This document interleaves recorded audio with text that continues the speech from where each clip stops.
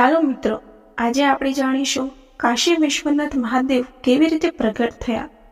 જાણીએ તેની સમગ્ર કથા. 12 જ્યોતિર્લિંગમાં મોક્ષ નગરી તરીકે કાશી વિશ્વવિખ્યાત છે. શ્રી કાશી વિશ્વનાથ જ્યોતિર્લિંગ 11મી પેઢીના વંશજ રાજા કાશના નામ પરથી કાશી નામ આવ્યું છે. કાશી વિશ્વનાથમાં મહાદેવ વિશ્વેશ્વર સ્વરૂપે બિરાજેલા છે.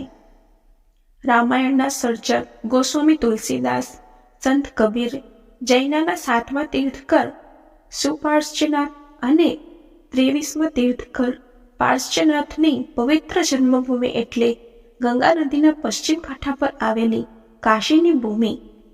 આ ભૂમિ પર 5000થી પણ વધુ મંદિરો આવેલા છે અને કદાચ એટલે જ તે સ્વૈચ્છિક રીતે જ ભારતની ધાર્મિક રાજધાની તરીકે ઓળખાય છે. માન્યતા અનુસાર પૃથ્વીના નિર્માણ સમયે સૂર્યનું પહેલું કિરણ કાશી પર પડ્યું હતું. જ્ઞાન અને અધ્યાત્મનું કેન્દ્ર માનવામાં આવતા સ્થળે જ ભાવિકોને કાશી વિશ્વનાથ જ્યોતિર્લિંગના દર્શન થતા હોય છે. કાશી વિશ્વનાથમાં મહાદેવ વિશ્વેશ્વર સ્વરૂપે બિરાજેલા છે. કહેવાય છે કે કાશી નગરી મહાદેવને અતિ પ્રિય છે અને પ્રલયકાળ પછી પણ કાશીનું અસ્તિત્વ રહેશે જ. સ્કંદ પુરાણના 18મા અધ્યાય અનુસાર શંકર અને પાર્વતીએ એક ક્ષેત્રમાં તેમનું સ્વરૂપ પ્રગટાવ્યું હતું. તે ક્ષેત્ર એટલે કાશી ક્ષેત્ર. તે બંને પરમાનંદ સ્વરૂપથી તે મનોભાવના ક્ષેત્રમાં રમણ કરવા લાગ્યા. તે ક્ષેત્ર 5 કોષનું છે. પ્રલયકાળમાં પણ શિવ પાર્વતીએ તે ક્ષેત્ર છોડ્યું નહોતું. તેથી જ તેને અવિમુખ ક્ષેત્ર કહેવાય છે. જ્યારે આ ભૂમંડળ નથી રહેતું તેમજ જળની સત્તા પણ નથી રહેતી ત્યારે વિહાર કરવા માટે શિવજીએ આ કાશી ક્ષેત્ર બનાવ્યું છે. આ રહસ્ય કોઈ જાણતું નથી. આ ક્ષેત્ર શિવજીના આનંદ માટે છે. તેથી પહેલા તેનું નામ આનંદવન રાખવામાં આવ્યું હતું. ત્યાર પછી શિવજીએ જગદંબાની સાથે પોતાના ડાબા અંગમાં અમૃત વર્ષા કરનારી નજર નાખી. તે સમયે તેમાંથી એક સુંદર પુરુષ પ્રગટ થયો. તે પુરુષ પરમ શાંત, સત્વગુણોથી પરિપૂર્ણ, સાગરસમ ગંભીર અને ક્ષમાવાન હતો. તેના નેત્ર વિકસિત કમળસમ હતા. તેણે 2 સોનેરી પીતાંબરોથી પોતાના શરીરને ઢાંક્યું હતું. તેની નાભીમાંથી ઉત્તમ સુગંધ ફેલાઈ રહી હતી. તે પુરુષ સર્વ ગુણોનો આશ્રય અને સર્વ કલાનો નિધિ હતો. તે સર્વ પુરુષોમાં ઉત્તમ હતો. તેથી તે પુરુષોત્તમ કહેવાયો. મહાદેવજીએ તે પુરુષોત્તમને જોઈને કહ્યું, હું અચ્યુત, તમે મહાવિષ્ણુ છો. તમારા શ્વાસમાંથી વેદ પ્રગટ થશે અને તેમાંથી તમે સર્વ કંઈ જાણશો.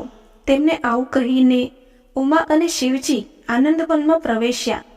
ત્યાર પછી ભગવાન વિષ્ણુએ ક્ષણભર ધ્યાન ધરીને તપસ્યાનો પ્રારંભ કર્યો.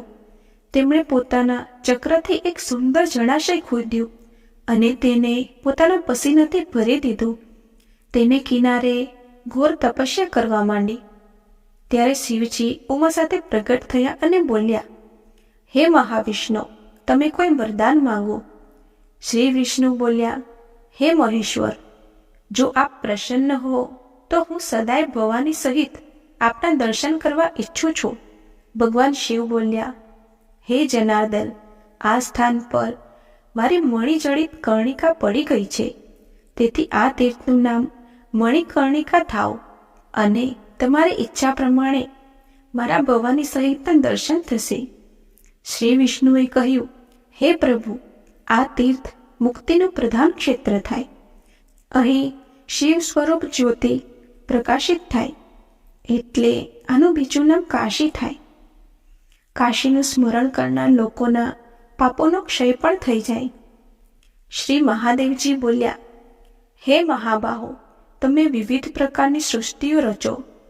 જે મનુષ્ય પાપ માર્ગે ચાલે છે તેના સહનનું કારણ તમે બનો. આ ક્ષેત્રમાં તમારી ઈચ્છા પ્રમાણે હું વિશ્વનાથ સ્વરૂપે નિવાસ કરીશ. આ સ્થળ મારું પ્રિય છે. કાશીથી 100 યોજન દૂર રહેનાર પણ કાશીનું સ્મરણ કરશે તો તે પાપોથી દુઃખી નહીં થાય. અને અહીં મૃત્યુ પામનારને જરૂરથી મોક્ષ પણ મળશે.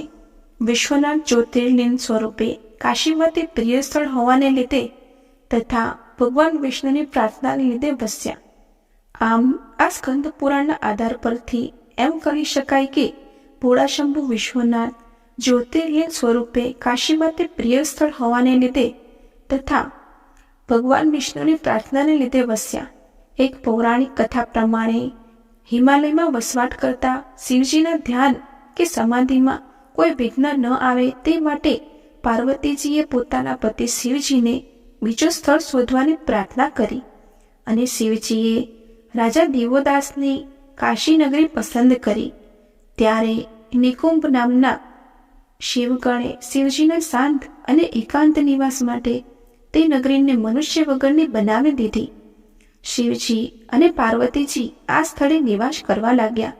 કાશીમાં થયેલ સંહારથી દુઃખી થયેલા રાજા દેવોદાસે ઘોર તપ કરી બ્રહ્મદેવને પ્રસન્ન કર્યા અને પોતાનું દુઃખ દૂર કરવા પ્રાર્થના કરી. બ્રહ્માજીએ આથી શિવજીને રીઝવ્યા અને પરિણામે શિવજી મંદરાચલ નામના સ્થળે ચાલ્યા ગયા.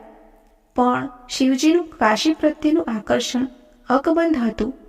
શિવજીનો કાશી પ્રત્યેનો સ્નેહ જોઈને ભગવાન વિષ્ણુએ રાજા દિવોદાસને સમજાવ્યા.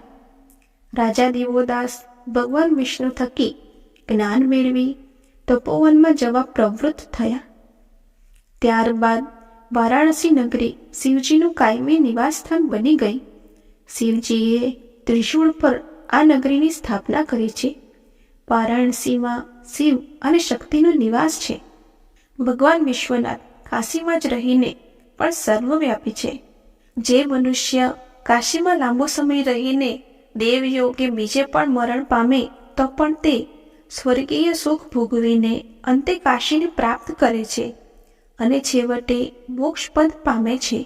આ ક્ષેત્ર એક વિશાળ જ્યોતિર્લિંગ સ્વરૂપ છે એમ જાણવું. સૂર્ય આકાશમાં એક જ સ્થળે હોવા છતાંય બધે દેખાય છે એમ ભગવાન વિશ્વનાથ કાશીમાં જ રહીને પણ સર્વવ્યાપી હોવાના કારણે સર્વત્ર ઉપલબ્ધ છે. જે આ ક્ષેત્રનો મહિમા નથી જાણતો, જેનામાં જરા પણ શ્રદ્ધા નથી, તે પણ જો કાશીમાં આવે તો તે પણ નિષ્પાપ થઈ જાય છે. જો તેનું ત્યાં મૃત્યુ થાય તો તે મનુષ્ય મોક્ષ પામે છે.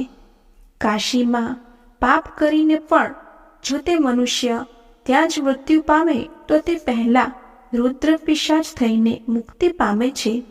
આ શરીરને નાશવંત સમજીને અને ગભસમની વેદનાને યાદ કરીને મનુષ્ય આ ક્ષેત્રનું સેવન કરવું જોઈએ.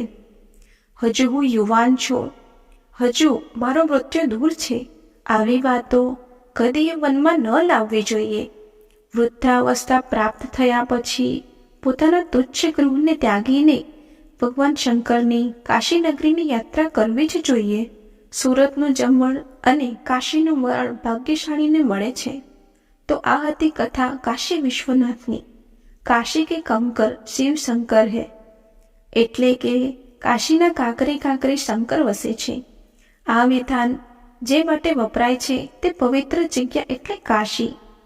કહે છે કે કાશી એટલી પાવન ભૂમિ છે કે ત્યાં કોઈનું મૃત્યુ પણ થાય તો એને સીધો મોક્ષ મળે છે. ગુજરાતીઓમાં ખાસ કહેવત છે કે સુરતનું જમણ અને કાશીનું મરણ ભાગ્યશાળીને જ મળે. વિશ્વની સૌથી પ્રાચીન નગરી એવી કાશીને હિન્દુ ધર્મગ્રંથોમાં 7 મોક્ષદાયી પુરીઓમાંની એક તરીકે પણ ઓળખવામાં આવે છે. પ્રત્યેક શ્રદ્ધાળુ હિન્દુ ચારધામના દર્શનો, કૈલાશ માનસરોવરની યાત્રા અને કાશીમાં મરણ અને ત્યારબાદ ગંગાજીમાં અસ્થિ વિસર્જનની ભાવના રાખે છે. પ્રયાગ, કાશી અને ગયા એમ આ વિસ્તારમાં આવેલા 3 સ્થાનોની યાત્રા ત્રિસ્થલી યાત્રા તરીકે પણ પ્રચલિત છે. પુરાણોના કથન અનુસાર ભગવાન મનુની શ્રી કાશી વિશ્વનાથ જ્યોતિર્લિંગ 11મી પેઢીના વંશજ રાજા કાશના નામ પરથી કાશી નામ આવ્યું છે. કાશી એ એક શક્તિપીઠ પણ છે. કાશીને સત્તાવાર રીતે વારાણસી તરીકે ઓળખવામાં આવે છે. અથર્વવેદમાં વારાણસીને વર્ણાવતી નદી સાથે સંબંધ ધરાવતું કહેવામાં આવ્યું છે. વર્ણાવતી નદી અને માત્ર ચોમાસામાં દ્રશ્યમાન થતી 80 નામની દારાની વચ્ચે આવેલું નગર વારાણસી તરીકે ઓળખાય છે. ઈસવીસન 1956માં તત્કાલીન રાજ્ય સરકારે આ શહેરનું રાજકીય નામ વારાણસી જાહેર કર્યું હતું. બનાર નામના રાજાએ આ શહેરનો વિકાસ કર્યો હોવાથી તેને બનારસ તરીકે પણ ઓળખવામાં આવે છે. હાલ કાશી અથવા બનારસ નામ વધારે પ્રચલિત અને રૂઢિગત જોવા મળે છે. કાશી એ એક શક્તિપીઠ પણ છે. ત્યાં 51 શક્તિપીઠોમાંનું એક શક્તિપીઠ વિશાલાક્ષી શક્તિપીઠ મણિકર્ણિકા ઘાટ પાસે આવેલું છે. જય મહાદેવ. આવી જ આધ્યાત્મિક, ધાર્મિક તેમજ પૌરાણિક કથાઓ સાંભળવા માટે અમારી ચેનલને લાઈક, શેર અને સબસ્ક્રાઈબ કરો. Thank you.